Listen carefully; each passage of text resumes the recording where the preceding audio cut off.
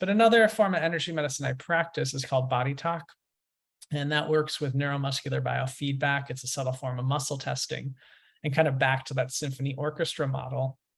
Through the neuromuscular biofeedback, you're actually tuning into the body's innate wisdom to discern what the priority is to restore internal communication. And so, when the nervous system gets short-circuited, and then all of a sudden certain hormones and certain tissues and muscles and certain cell structures within an organ, are no longer communicating. And so body talk helps to restore that communication. So the whole system starts to kind of refresh its awareness of itself in wholeness. So all of this is just helping us remember our innate wholeness. Mm.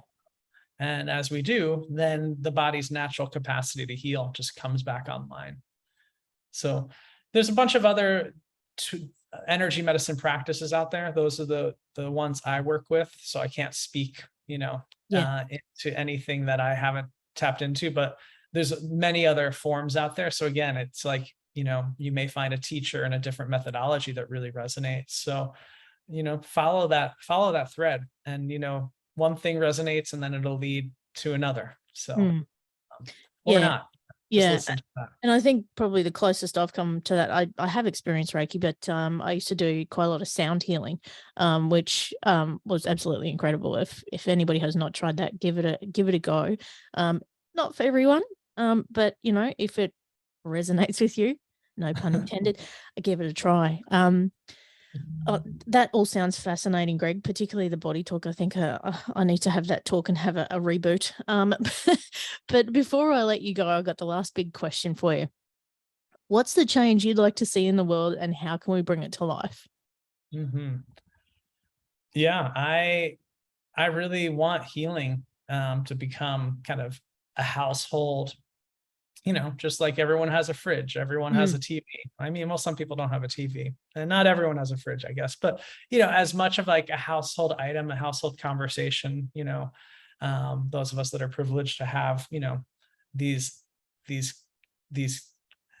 tools and resources available, that healing becomes one of them. And that there's no stigma, right? And accessibility is a big piece. So, now that my work is online, it means it's more accessible. I don't have to be one person working with one person at a time. So I want to see this in prisons and in school systems and in hospitals and in government organizations and, working with veterans and on and on. The world is screaming for wholeness, and there's a lot of healing that is, possible in this current climate we're in.